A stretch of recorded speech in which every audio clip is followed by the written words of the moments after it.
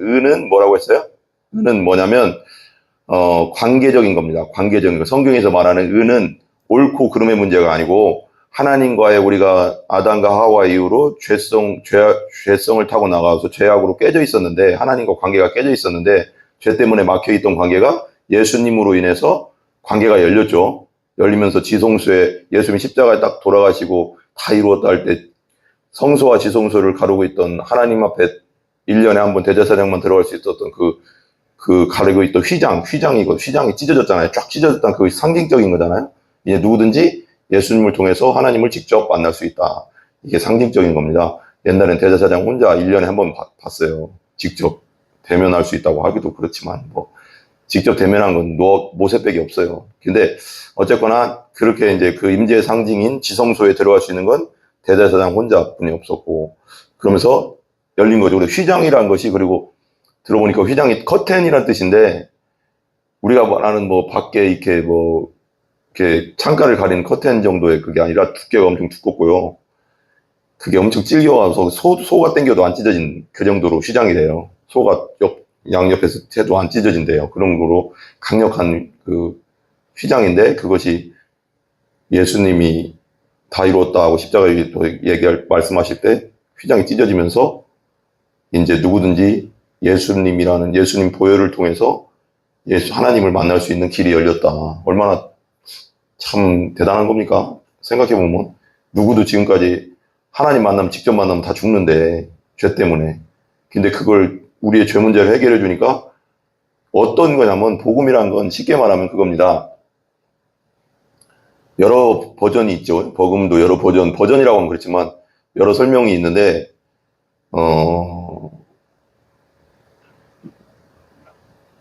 우리를 예수님을 믿는다는 건 뭐냐면 하나님이 우리를 볼 때 예수님 믿는다는 건 뭐냐면 예수 믿고 구원받았다는 건 뭐냐면 하나님 우리를 볼 때 한 번도 죄를 짓지 않은 사람처럼 본다는 거예요. 그게 구원입니다. 그러니까 엄청난 거죠. 그러니까 예수님이 하신 일이 엄청난 겁니다. 그러니까 우리를 예수님처럼 봐주는 거예요. 그렇기 때문에 우리가 심판을 안 받는 겁니다. 우리가 99 율법을 지켜서는 아무리 99가지 율법이 613가지인데 예를 들면 성경에 그러면 그 중에 하나만 어겨도 지옥인데 그걸 완벽하게 지켜서 평생 못 지키거든요. 거짓말 하나만 해도 이건 평생 어떻게 거짓말 한 번도 안 하고 살 수도 없고 죄성이 있어서 오염된 물이라고 했잖아요. 부패됐고 신학적으로는 타락했고 부패해서 태어났기 때문에 아담의 죄성을 가지고 태어났기 때문에 완벽하게 살 수가 없잖아요. 그래서 율법을 준 이유는 최종 목적은 죄를 깨닫게 하는 거. 너희들이 지금 하나님과 관계가 깨져서 태어났어. 이걸 알려주려고 하는 거거든요. 그 율법은 완벽하게 지킬 수 율법으로 대표되는 건 뭐냐면 율법은 뭐예요? 율법할 때 우리 예수님이 율법할 때 어떤 율법학자가 찾아와서 그러잖아요. 아니 하나님 성경의 가장 큰 계명이 뭡니까? 물어봤더니 하나님 사랑, 이웃 사랑 그랬잖아요. 율법의 정신은 뭐냐면 사랑이거든요. 하나님 사랑, 이웃 사랑이잖아요. 지키는 데 목적이 있는 게 아니고 사랑하면 다 되는 거거든요. 그게 하나님 사랑하면 우상을 숭배하겠어요. 하나님의 이름을 망령되이 읽고 막 함부로 말하겠어요. 안식일을 안 지키겠어요. 예배를 안 드리겠어요. 하나님 사랑은 다 할 수 있는 거잖아요. 이게 율법으로 가면 어떻게 돼요? 내 힘으로 되는 그냥 하는 거야. 이렇게 안 하면 하나님이 벌 주실 것 같으니까 하는 거. 그건 종교 생활이라고 하는 거예요. 종교. 사랑하기 때문에 예배드리고 사랑하기 때문에 찬양하고 사랑하기 때문에 기도하게 되는 거. 그게 복음이에요. 그래서 하나님 앞에 이게 되게 복음관이 잘 잡혀야 되는데요. 복음이 제대로 이렇게 형성이 되면, 형성이라고 할게요. 복음이 내 안에 제대로 이렇게 형성이 되면, 예수 그리스도가 나한테 이렇게 제대로 형성이 되면, 내 안에서 나오는 것에 대해서 그다지 뭐라고 할까요? 인정받으려고 하지 않습니다. 인정받으려고. 왜? 하나님 앞에 내 안에서 나오는 건 다 죄라는 걸 알기 때문에. 내 안에서 나오는 건 죄고, 예수님의 의만이 나를 하나님께 인정받는 것이라는 걸 알기 때문에 내 안에서 나오는 그 모양, 선한 모양이든 뭐든 간에 내 안에서 나오는 건 다 오염된 것이라는 걸 성경적으로 알기 때문에 사람들 앞에 인정받으려고 하지 않고 사람들한테 칭찬을 해주든 욕을 하든 뭐를 하든 관심이 없어요. 왜? 내 인정으로, 내 힘으로 하나님께 인정받을 수 없다는 걸 알기 때문에. 오직 예수님 때문에 인정받았기 때문에. 그래서 복음이거든요. 그래서 부끄러울 것이 없는 거예요. 왜 그런 줄 아세요? 저 사람도 죄인, 나도 죄인. 하나님 보시기엔 저것도 죄인, 나도 죄인. 저 사람도 죄인, 나도 죄인. 그렇기 때문에 자기의 부족함을 복음 안에서 뭐 막 떠드는 건 아니지만 편하게 얘기할 수 있는 거죠. 저 사람이 나를 욕해도 상관없어. 왜? 나는 원래 그런 놈이니까. 하나님 보시기 원래 죄인이었으니까. 근데 이걸 가리려고 하는 게 뭐예요? 그걸 위선이라고 하는 거예요. 위선. 바리새인들이 그 짓을 한 거예요. 이 독사의 자식들아, 이 겉만 번지르만이 무덤 겉은 빤짓하게 하고 속은 썩어 있는 이 독사의 자식들아 이러잖아요. 그 위선이라고 하는 거거든요. 속은 죄인이면서 겉으로는 뭔가 그냥 거룩한 척 하는 거. 그러니까 위선이라는 것을 복중삼, 복음중심 3 책에서는 위선이라는 것을 어떻게 설명했냐면 그 죄성인데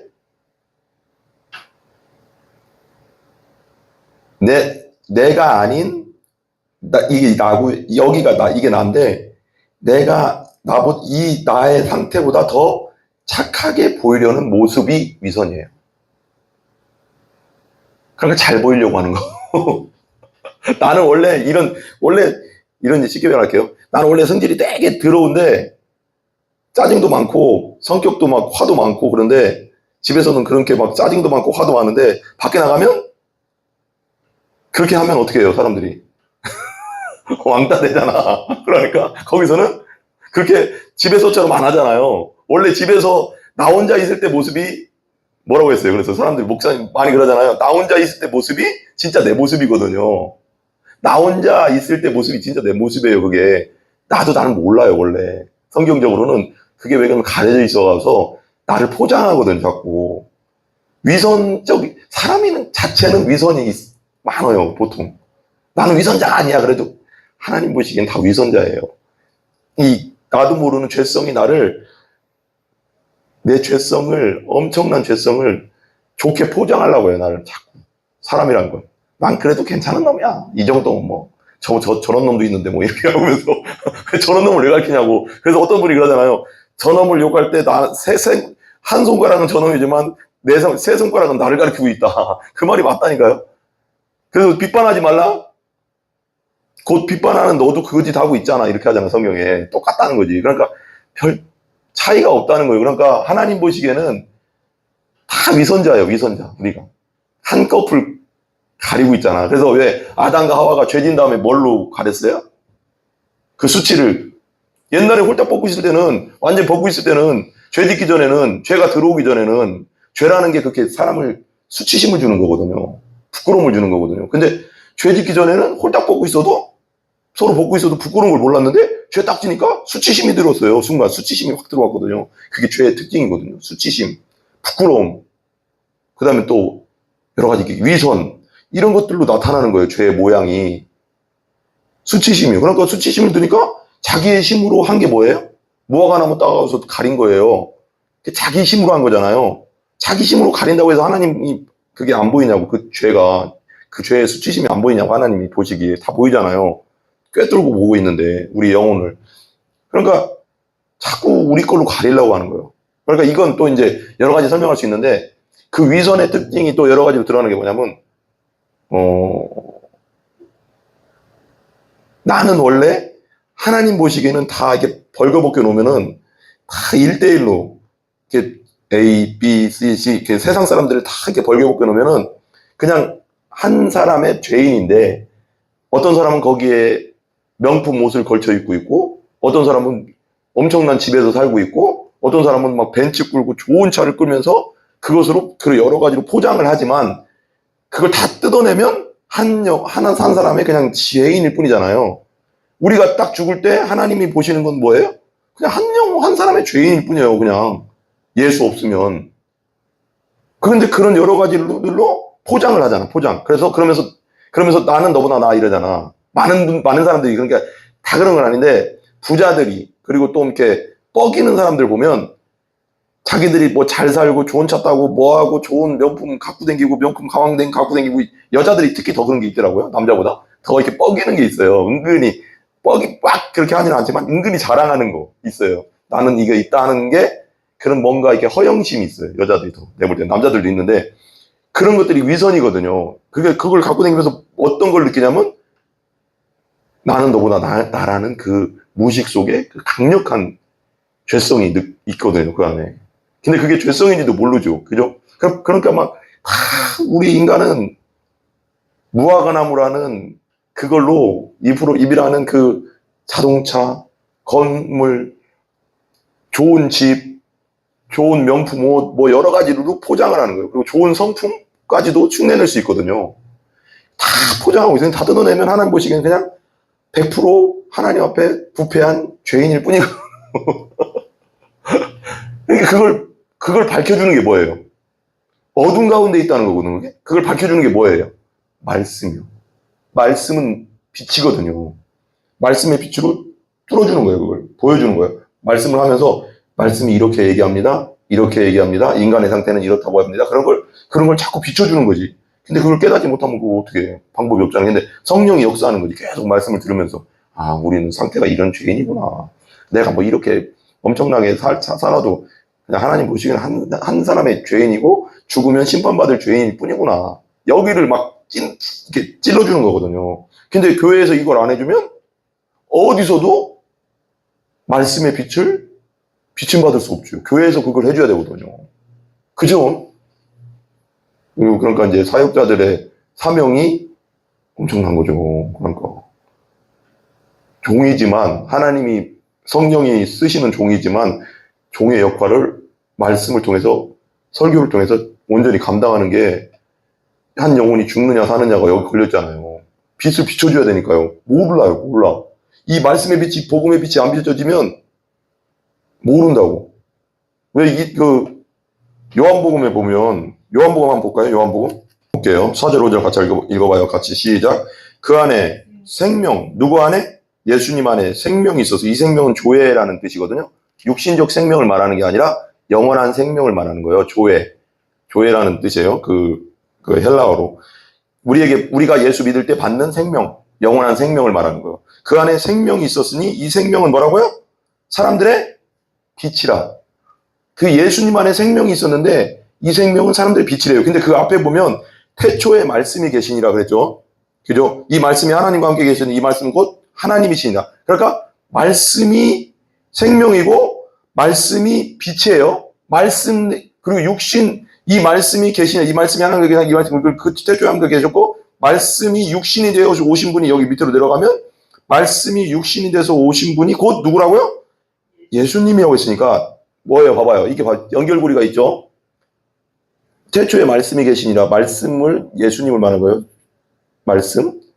말씀이 계시니라 말씀이 오셨는데 그분이 육신으로 오셨는데 그분이 예수님이고 그분이 빛이래요. 그분이 또 생명이래요. 말씀이 그러면 이게 여기서 말씀하고 이렇게 뒤에 거사랑 연결하면 말씀은 곧 뭐예요? 생명이죠.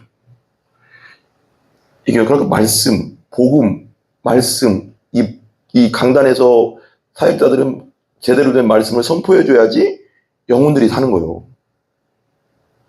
제대로 된 말씀이 아니고 율법적이거나 인본주의적이거나 세속적인 말을 자꾸 하면 영혼이 살 수가 없어요. 말씀이 곧 생명이니까. 말씀이 곧 예수님이니까. 근데 제일 중요한 말씀은 거기서 뭐예요? 복음이죠. 십자가 부활 사건, 이 사건에 대한 것을 집중적으로 많이 얘기를 해줘야 돼요. 이 제일 강력한 빛이니까. 서치라이트를 비춰주는데, 근데 중요한 게 이게 문제예요. 봐봐요. 그 안에 생명이 있었으니 이 생명은 사람들의 빛인데, 5절 보세요. 5절 한번 읽어볼게요. 5절 보세요. 같이 읽어봐요. 시작. 빛이 어둠의 빛이 되어 어둠이 깨닫지는. 어둠은 뭘까요? 어둠은 우리죠. 죄인된 상태, 눈이 소경. 그래서 왜 예수님이 그것도 좀 영적인 의미가 있는데요. 예수님이 이렇게 많은 병자들이 있는데 많은 병자 중에 이렇게 보면 예수님이 사역할 때 보면 중풍병자 고쳐주고 뭐도 고쳐주었는데 많은 부분 소경을 많이 고쳐줬어요. 바디메오, 그리고 또 실로암 못에 가서 씻으라고 한 그 소경들을 많이 고쳐줬어요. 거기서 상징적인 의미가 있거든요. 그냥 뭐 육신적으로 그냥 눈 떴다는 게 아니라 예수님이 영적인 빛을 비춰서 생명을 살린다는 뜻도 있는 거예요. 그 안에는 영이 눈이 띄어야 되거든요. 예수님의 빛을 받음으로써 영의 눈이 띄어서 영원한 생명이 이루는 거거든요.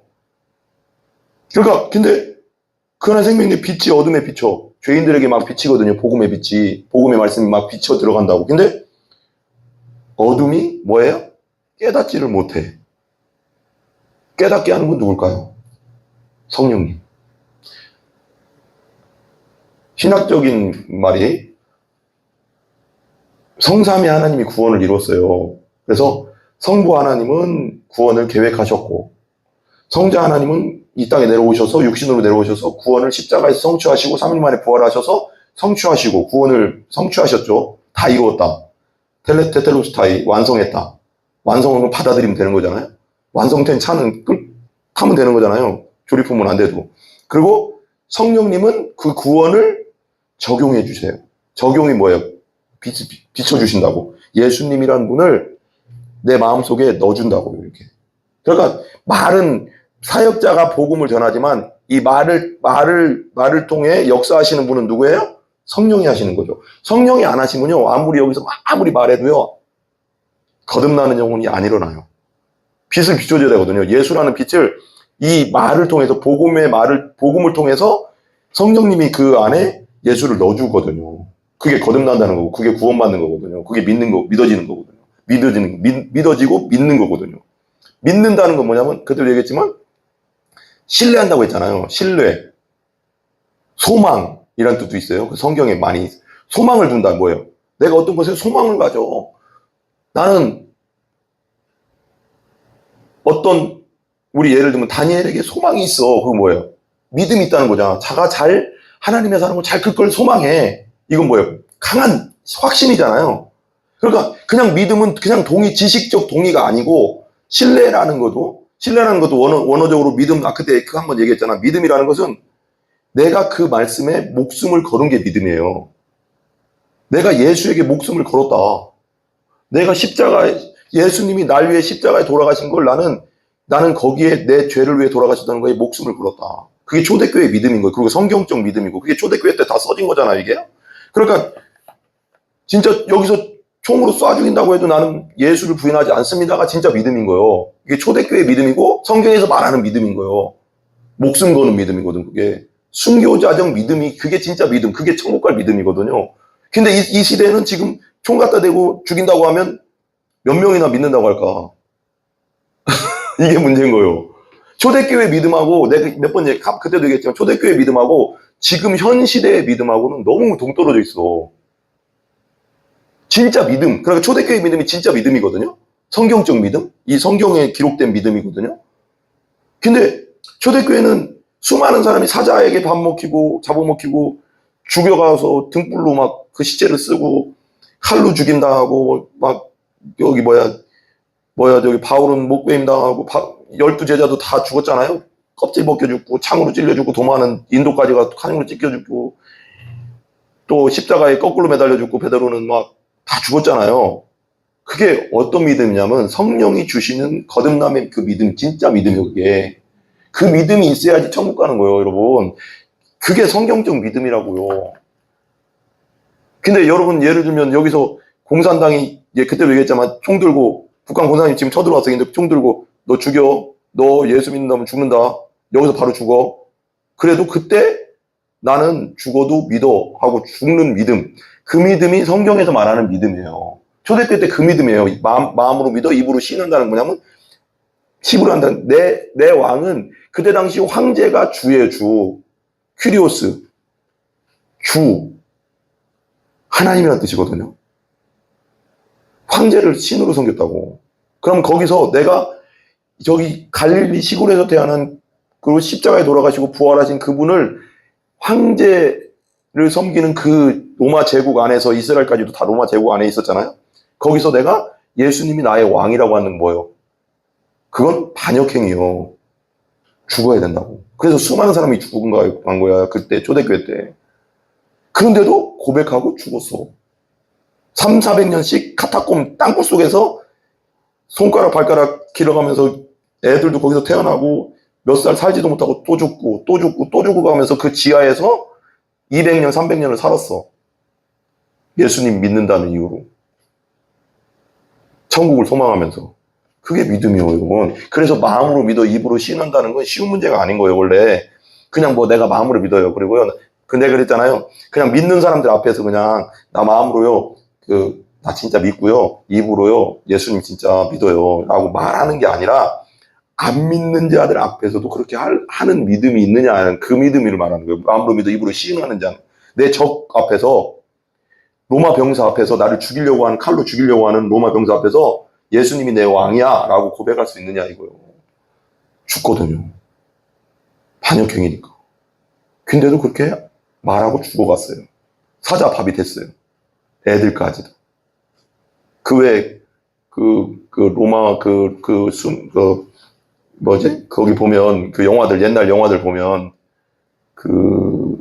예수님에 대한 영화들 보면 그 후에 이제 바울이 막 전도하고 그 후에 이제 세대 보면 로마 콜로세움에서 가족들끼리 막 들어가고 막 애들도 막 같이 들어가잖아요. 애들이 막 어머니가 안고 이렇게 있잖아요. 사자가 막 풀어져 있는 대로. 그래서 애들도 다 죽었어요. 믿음 고백하고. 애들도. 그게 믿음이에요, 여러분. 성경에서 말하는 믿음이 그 믿음이에요. 순교적 믿음. 죽어도 되는 믿음. 나 죽어도 예수 부인 안 해. 어떻게 부인해? 맞는데. 진짜 예수님이 날 위해 돌아가신 게 맞고, 진짜 예수님이 날 3일 만에 부활한 게 맞는데 어떻게 그걸 부인하겠어? 이렇게 진짜로. 그게 진짜 믿어지지 않은 사람이 어떻게 그걸 고백하겠어? 죽인다고 하는데. 사자굴에 든다는데. 사자가 그냥 사자가 아니에요. 한번 긁히면 그냥 끝나요. 다 찢어져 죽어요, 그냥. 힘이 장난 아니에요. 완전 굶주리게 만들어가서 풀어놓은대요. 쫄쫄 굶긴데, 사자를 막. 그러니까 막, 팍 풀어놓으면 난리가 피바다 되는 거지. 그래도 그렇게 죽어왔습니다, 여러분. 그게 마음으로 믿어 입으로 씻는 믿음이에요.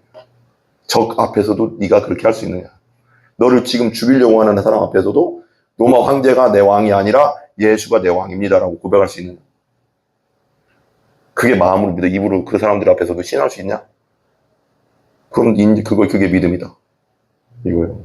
그러니까 우리 시대하고 옛날하고 완전 틀려. 진짜 믿음이, 성경적 믿음, 그때 초대교회 때 믿음이 이 시대랑 얼마나 동떨어져 있는지 우리 알아야 되는 거야. 지금 이 시대에 그렇게 한다고 해봐. 교회 몇 명이나 나와 있겠냐고. 교회 몇 명이나 진짜 모르겠어, 나는. 그래서 나는 이 말도 되게 와닿는 건데, 예수님이 마지막 시대, 예수님 다시 오실 때 내가 믿음을 보겠느냐고 그랬잖아요. 그 믿음. 순교적 믿음.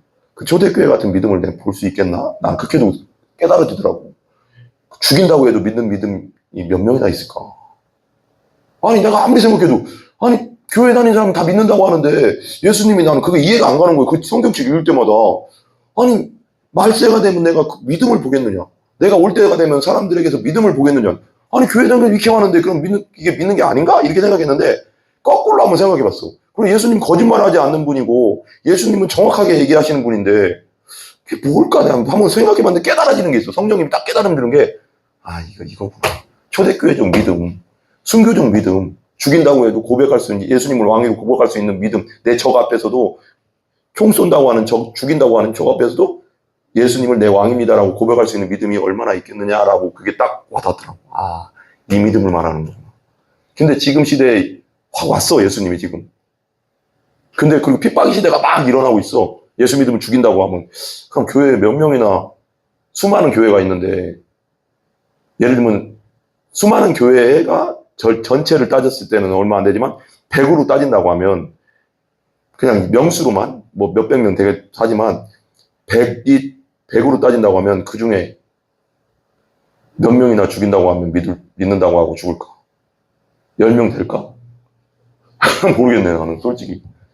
그만큼 내 안에 중요한 건 뭐냐면 순교할 수 있는 믿음은 내 안에 믿음이 얼마나 확실하게 예수가 딱 자리 잡고 있느냐 차이거든요. 예수님이 확실하게 딱 있으면 죽어요. 근데 예수님이 딱 없으면 못 죽어요. 순교 못해. 순교적 믿음은 그렇게 되지가 않아. 그게 관념적으로, 지식적으로 아는 믿음으로는 그렇게 될 수 없어. 총이 다가오면 그냥 사람이 그냥 놀라버리거든요. 여기다 딱 대봐. 그냥 부인해버려. 안 돼, 그게. 근데 내 안에 확실하게 거듭난 믿음이 있으면 딱 돼도 두려움이 없어. 죽음은 천국이라는 믿음이 있기 때문에. 그게 완전 틀려요. 그래서 내가 이 믿음을, 이 진짜 생명적 믿음, 구원 얻은 믿음, 거듭난 믿음이 확실하게 있어야 된다고 하는 거예요. 그래서 고린도 후서에도 너에게 믿음이 있는지 확증해봐라. 확증하라잖아. 확실히 너에게 믿음이 있는지 확증하고 확증해라. 마지막 시대는 더 그래야지.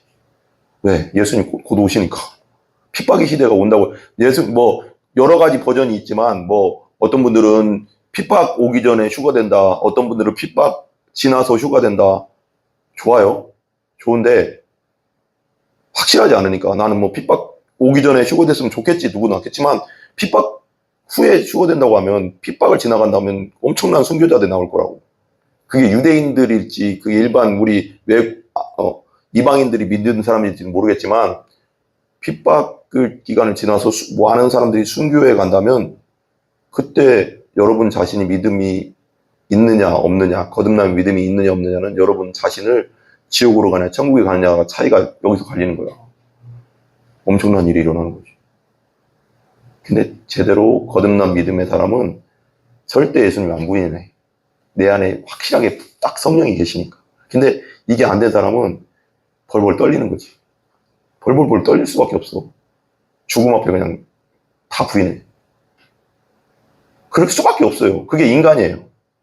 아무리 강한 척해도 내가 여기서 아무리 장사고 강한 척 마동석이 여기 딱 있어도 제대로 거듭나지 않으면 총 들이대면 벌벌 떨리고 오줌 싸는 게 사람이라고. 그게 안 돼요. 그게 죽음 막 총으로 쏜다고 하고 하면 벌벌 떨리는 게 사람이라고. 근데 그게 제대로 된 믿음을 갖춘 사람은 담대해지는 거야. 그 순간에 폴리캅처럼. 그게 폴리캅이라서 그런 게 아니고 12제자라서 그런 게 아니라 12제자도 예수님 십자가 앞에 다 도망갔죠. 그 다음에 어떻게 했어요?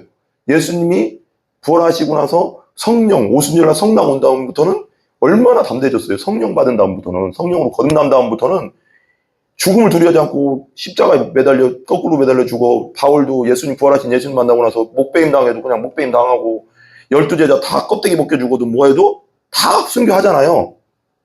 진짜 믿음이 있으니까 그런 거예요. 그게 진짜로 거듭난 믿음이 아닐 때 그냥 제자로서 쫓아다녔잖아 3년 동안. 근데 십자가 앞에서 예수님이 십자가에 죽는다고 하니까 다 도망갔어. 무서워가서. 베드로도 그랬잖아요. 예수님이 아이고 예수님 저는요 다 예수님 버려도요 여기 12제자야. 얼마나 허풍 떨잖아. 베드로 항상 성격이 다 비슷한 것 같아. 약간 또 걸걸거리잖아. 그러면서 보면서 다 버려도요 나는 안 버려요 예수님. 큰 소리 뻥뻥 쳤잖아. 그러니까 예수님이 야 내가 요번에 이제 붙잡혀 갈 건데 네가 새벽 다 굴기 전에 3번 나 부인할 거야. 그랬잖아. 근데 그거 누구 앞에서 부인했어요? 불쬐면서 예수님 저기 있는데 잡혀서 저기에 지금 잡혀 있고 손이 묶여 있고 그런데 저 앞에 있는데 소녀 3번 부인하잖아. 처음에 왔을 때는 어떤 분이 왔고 두 번째 왔을 때는 소녀가 와가지고 야야 저 사람 저기 막 사람 다 모여 있었으니까 불쬐고 있었으니까 저 사람 저 갈릴리에서 저 예수님 같이 돌아다니고 그 사람 같은데요. 그 사람 같으니까 베드로가 깜짝 놀라서 뭐래? 아니라고 하는데 거기 보면 두 번째인가 세 번째, 첫 번째는 그냥 부인했는데 두 번째, 세 번째 저주하면서 부인했다고 했고 저주하면서 그 저주를 누구한테 저주한 거였어? 내가 손에 장을 지진다. 내가 저 인간을 알면 그런 거야. 예수님 저기 있는데 3년 동안 쫓아다녔는데 그 기적 나사로를 죽은 자 가운데 살리는 기적을 다 받고 소경이 눈 뜨는 것도 다 받고 중풍부에 38년 된 병자가 일어나는 것도 받고 지금까지 태초부터 지금까지 한 번도 그런 일이 없었다고 했거든 성경에. 예수님만이 한 거거든. 그런 걸 다 봤다고 눈앞에서 베드로는. 근데 여자애 하나가 너 저기 잡혀있는 저 예수랑 같이 다녔지? 그러니까 사람들 다 듣고 있으니까 내가 저 인간하고 다녔으면 손에 장을 지진다 누구 잡아 죽이려고 해 이것들이. 그러나 난리났다고. 예수님 보고 있는데 예수님 앞에 저 인간이라고 했다고. 저주했다는 건 저 사람을 저주한 게 아니라고. 예수님 보면서 내가 저 인간을 하면 내가 저 인간을 같이 했으면 내 손에 장애지지! 뭔 사람 잡으려고 그래, 이것들이. 막 이랬다고. 예를 들면, 예수님 듣고 있었다고. 가까웠다고, 멀지 않았다고. 그게 사람이라고. 그게 베드로고, 그게 김병조고, 그게 전은혜고, 그게 성도들이고, 다 똑같아, 사람. 죽음 앞에는 벌벌 떨다고. 그렇게 3년 동안 쫓아다니고 기적을 다 봤어도. 근데 성령 받은 다음에, 오순절날 성령 받은 다음부터는 성령이 담대함을 주시니까 죽음도 두렵지 않은 전사가 되잖아, 전사. 성령이 하시는 거예요, 여러분. 성령이 내 안에 확실하게 성령으로 거듭난 사람은 성령이 일하시게 하는 거지, 그게 담대함을 주고 성령이 순교할 수 있는 믿음을 주시는 거지, 내가 순교, 아유, 그래, 마지막 시대에 가서 막 칼이 오고 총이 오고 뭐 해도 나는 순교할 거야. 예수님 안 미안하니까. 결단으로 되는 게 아니라고. 베드로 얼마나 결단했어. 예수님이 여기 다 버려도요, 전 안 버려요, 예수님을. 그러면서 어린애 아빠와 가서 난 저 인간 모른다고 하고 부인하는데, 뭐 내가 저 인간을 어떻게 알아, 인간아, 이 꼬맹이가 미쳤나 막 이러고. 근데 그게 베드로만 그런 게 아니라 성령이 없고 성령으로 거듭나지 않으면 종교적 믿음은 다 그렇게 될 수밖에 없어요. 아니, 베드로가 예수님 쫓아다닐 때도 성령 받기 전에, 오순절에 성령 받기 전에도 어땠습니까? 가이사랴 빌립보에서 뭐라고 했어요? 가이사랴 빌립보에 큰 우상이 있었어요. 그래서 예수님이 직접 물어보요. 야, 사람들이 나를 누구라고 하더냐? 그랬더니 어떤 사람은 엘리사라고도 하고 엘리야라고도 하고요. 그랬더니 베드로가 딱 나서잖아. 주는 그리스도여 살아계신 하나님의 아들입니다. 딱. 와, 너 그거 알려준 거 하나님이 알려준 거야. 네 반석 위에 내가 교회를 세울 거야. 그렇게 고백했다고, 신앙 고백을. 그게 가짜예요? 가짜 믿음은 아니에요. 근데 그게 어디의 믿음이에요? 그냥 지식적 믿음, 동의적 믿음. 동의적 믿음으로는 순교 못해요, 여러분. 그때는 성령이 없었어, 베드로에게 아직. 교회를 어렸을 때부터 다녀도 성령으로 거듭나는 단계가 있어야 돼요, 어느 순간에는. 그래야지 하늘나라를 볼 수 있고 하늘나라 들어갈 수 있다고 하잖아요. 요한복음 3장에 분명히 써 있잖아요. 그 다음에 요한복음 3장 16절에 세상을 이처럼 사랑하사 돈세나 줄 수 있어 이런 저를 믿는 자는 멸망치 않고 영생을 얻게 하려 하십니다. 하나님은 멸망하는 걸 원하지 않는다. 3장 17절에 또 나오거든. 그렇게 나오잖아요. 모든 사람 믿기를 원한다 그러잖아요. 그 앞구절이 다시 태어나는, 성령으로 성령 받으라는 얘기거든요. 성령 다시 태어나는 거. 성령 받은 다음부터는 제자들이 완전 전사가 됐어요. 옛날에는 예를 들면 뭐라고 하려나, 옛날에는 그냥 평범한 어부였는데 예수님 쫓아다닐 때까지도 다 기적을 봤어도, 그렇게 주는 그리스도시와 하나님 살아계신 아들이라고 고백했어도 죽음 앞에 벌벌 떨었는데 성령 딱 받으니까 그때부터는 완전 장군이 됐어. 영적 장군. 하나님의 전신갑주가 입혀진 거예요. 그때부터는 두려운 거야. 죽으면 죽으리라고 가고, 십자가 매달려 거꾸로 매달려도 그냥 죽고. 그게 우리가 하는 게 아니고 누가 한다? 성령이 하시는 거예요. 내가 할 수 있는 거 아무것도 없어요, 여러분. 나는 그냥 죄인일 뿐이야. 그냥 그걸 인정해야 돼. 100% 나는 죄인이다. 예수가 없고 성령이 없으면 나는 그냥 껍데기다. 껍데기야. 아무것도 할 수 없는 껍데기라고. 그러니까 항상 결단해야 돼. 성령이 아니면 안 된다. 예수가 아니면 나는 안 된다. 사역자들은 특별히 더 그래야 된다고. 100% 맞고, 그게. 내가 할 수 있는 건 아무것도 없어요, 여러분. 나는 그냥 지옥 가야 된다니까, 그냥. 예수님이 다 하셨어. 나를 의롭게 하시고, 나를 죽음에서 건지시고, 나를 다시 부활시킬 거고, 그리고 예수님의 영이, 성령이 내 안에 들어와서 또 나를 믿음으로 살게 하고, 성령이 또 사역하게 하는 거고, 성령이 엔진이라니까. 엔진이 없는데 어떻게 일하겠어. 내 의지는 금방 무너지는 거예요, 여러분. 베드로처럼 큰 소리 다 친다니까, 여러분. 다 부인해도 나는 예수님 안 부인합니다. 3번이나 부인했어. 저주까지 하면서. 그래서 예수님 딱 우니까 그때 딱 생각났잖아. 그래서 베드로, 저기 성당이라고 하면 그렇지만, 그 베드로 성당 가면은 꼭대기에 뭐가 달린 줄 아세요? 십자가 달린 게 아니라 닭이 달렸대요, 닭. 이렇게. 베드로 성당. 그걸 베드로는 항상 베드로는 뭘 보면서, 그래서 어떤 목사님이 그런 얘기 하더라고. 베드로는 아마 새벽마다 회개했을 거다. 그래서 겸손할 수밖에 없었을 거다, 항상. 왜? 그럼 닭은 새벽마다 울잖아요? 그럼 맨날 그 생각 났을 거 아니야. 내가 그때 예수님 부인했지. 겸손할 수밖에 없어. 그지? 그러니까 상처가. 그러니까 어떤 분은 그러잖아. 유진 피터슨이 상처 입은 치유자라고 하잖아. 그런 어려움들과 힘든 것들과 실수들이 있었기 때문에 겸손할 수 있는 거예요, 여러분. 끝까지 쓰임받는 건 뭐냐면 가시가 있어서 쓰임받는 거예요, 여러분. 여러분 안에 병이 있고 아픔이 있고 상처가 있는 거, 그걸 하나님은 모든 걸 하나님께 선을 이루신다고. 바울도 그러잖아. 바울도 3번 내가 간절히 기도했습니다. 3번 간절히 기도했는데 3은 뭐예요? 완전수예요. 3, 7, 12가 완전수거든요. 12제자 7, 그 다음에 1000, 이렇게 해서 3, 7, 12, 1000이 완전수거든요. 이스라엘에서. 3번 내가 간절히 기도했대. 이 가시를 뽑아달라고. 그게 어떤 분들은, 어떤 신학자들은 그게 안질이었을 것이다. 어떤 신학자는 또 간질병이었을, 막 설교하다 갑자기 쓰러져도 간질일 수도 있다 그러더라고. 근데도 성도들이 그걸 흠으로 안 여겼다는 거예요. 복음 안에서 보기 때문에. 율법으로 보면, 아유, 저런 사람이 무슨 내 목회자라고, 뭐, 자꾸 쓰러지고, 뭐, 하나님은 저 사람 도와주지도 않나 하면 다 떠날 텐데, 율법적 교회는. 근데 복음적 교회가 되니까 불쌍히 여겨주는 거야. 저 아픔을, 바울의 아픔을. 아, 저분은 우리에게 복음을 전해준 분. 저분이 없었다면 우리가 어떻게 살아날 수 있겠어. 저분은 주의 종이야. 그냥 높여주는 거야. 그 사람의 아픔이 있건, 병들었건, 간질병으로 막 설교가 쓰러지든 말든, 그건 신경 안 쓴다는 거예요, 성도들이. 그게 복음적 교회, 사랑의 교회인 거예요. 복음이 돼야지 사랑이 나오는 거야.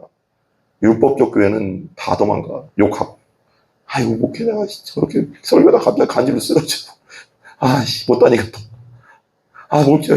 목회자 보니까 저 사람은 내가 괜찮게 봤더니, 저런 약점이 있네. 떠나야 되겠다. 그게 율법적 교회인 거야. 복음적 교회는 그냥 내가 죄인이기 때문에, 죄인으로서 용서받았기 때문에 다른 사람도 불쌍히 여기는 거야. 그냥 불쌍해져. 그냥 다른 사람 보면, 나도 그랬지. 나도 부족한 놈이지. 이렇게 되는 거야. 내가 보여. 복음적 교회는 내가 보이는데, 율법적 교회는 저놈이 보여. 이게 좀 이해가 돼요. 율법적 교회와 복음적 교회를 판단할 수 있어요. 판단이 아니라 분별할 수 있어야 되는 거예요. 어떤 사람의 실수를 보거나 어떤 사람이 부족한 걸 보면 복음적 교회는 내가 보이거든. 내가 나도 그랬지. 기도해줘야지. 불쌍하다. 기도해줘. 나도 옛날에 그랬지. 나도 옛날에 저렇게 성질이 더러웠지. 그래, 맞아. 그랬지. 기도해줘야 되겠다. 누구누구 하나님 불쌍히 여겨주세요. 이건데 율법적 교회는 지도 똑같았으면서 그렇게 하는 거 보면, 에휴, 저 인간 저거, 에휴, 믿는다는 것이 저 따위로 살아? 이게 율법적 교회라고. 이런 교회는 다니면 된다, 안 된다? 안 된다. 안 된다. 기도해줘, 그냥 기도. 어쨌거나, 그러니까 그런 걸 분별할 줄 알아야 돼요. 자꾸 이쪽으로 왜 가지 또. 성령님이 자꾸 인도하나. 어쨌거나, 뭔 얘기 했죠, 내가? 이거 전에? 복음적 교회, 율법적 교회? 부인, 베드로 성당 가면은, 성 베드로 성당, 로마에 가면 다 기다렸대요, 다. 항상 그거. 그러니까, 바울도 그 약점 있잖아요. 자기의 약점을 통해서 계속 어떤 병인데, 다른 사람들은 자기 손수건만 갖다 대도 막 낫는데, 그게 얼마나 성령이 충만하면, 하나님의 임재가 그 사람에게 충만하면, 손수건도 그 임재가 있냐고. 그냥 손수건만 갖다 줘도 막 병이 낫고 막 그랬다고 했잖아. 성경에 나오잖아요. 근데 자기 병은 안 나. 그러니까 이게 얼마나 힘들겠어. 바울도 그렇게 생각했을 거예요. 하나님, 아니, 다른 사람은 다 고쳐지는데 제 병이 안 고쳐지면 좀 민망하잖아요, 하나님. 주의 종이라고 하는데 저 병은 왜 안 고쳐주세요, 하나님. 얼마나 기도했겠어.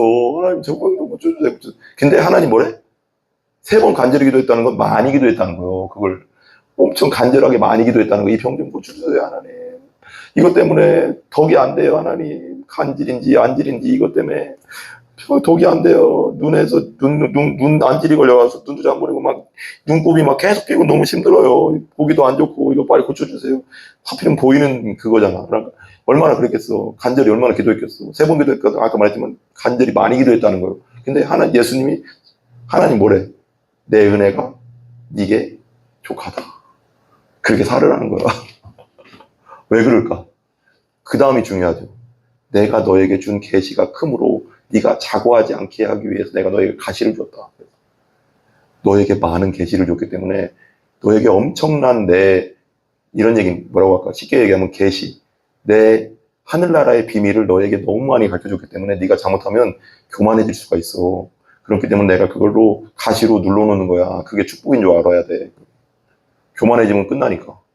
교만해지면 쓰임 못 받고 하나님 앞에 완전히 잘못하면 큰 죄를 지니까. 교만하지 못하게 하려고 그랬다는 거야. 그게 축복이라는 거예요. 그러니까 여러분 우리 모두에게 여러분 그냥 병 낫기를 위해서만 기도하지 마시라고. 거기에는 하나님의 분명한 뜻도 있는 거예요. 하나님의 뜻이면 낫게 해주시고 하나님 뜻이 아니면 그냥 이렇게 가게 해주세요. 기도해야 되는 거예요. 왜? 하나님의 뜻은 어디 있는지 모르니까. 내가 그냥 어느 정도 병이 있으면서 계속 가기를 원하실 수도 있다고. 왜?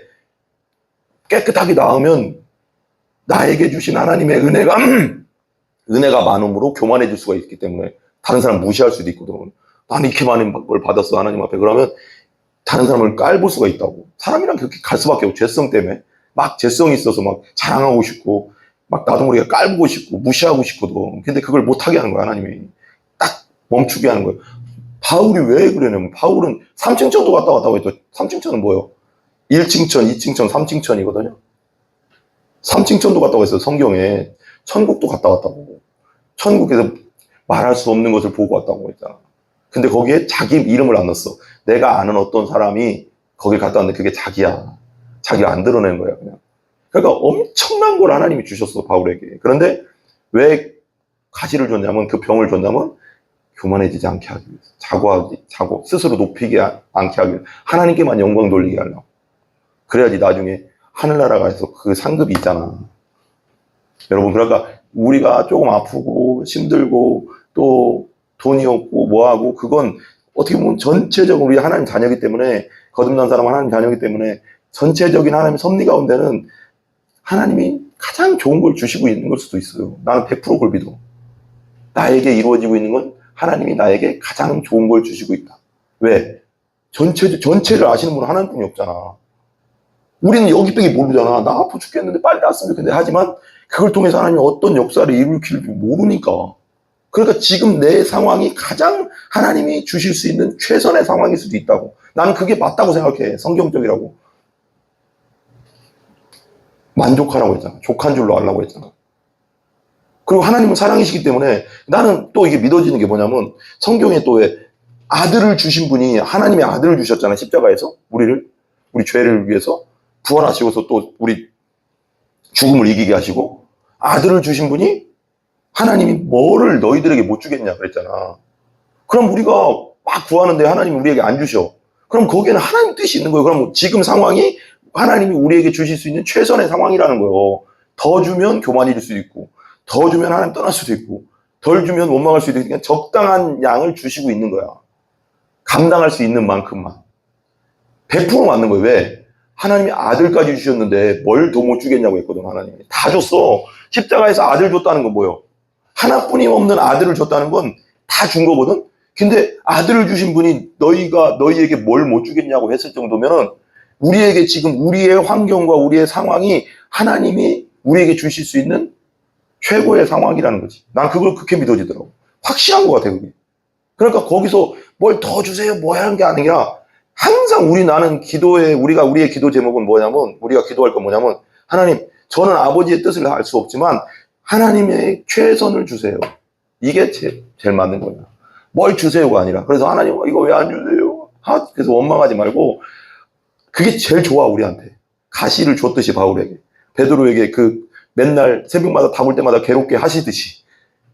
겸손하게 하는 거지. 겸손이 복이에요. 그래서 최고의 복은 그냥 이렇게 하는, 나는 참 그런 기도가 참 제일 맞는 것 같아요. 그냥 하나님께서 주실 수 있는 최선을 주세요. 교만해지지 않게 해주시고, 겸손하게 끝까지 하나님의 일에 충성하다 천국 가게 해주세요. 이게 내가 볼 때는 우리가 할 수 있는 최고의 기도 아닐까. 하나님의 최선을 주세요, 나에게. 우리 가정에 하나님의 최선을 주세요.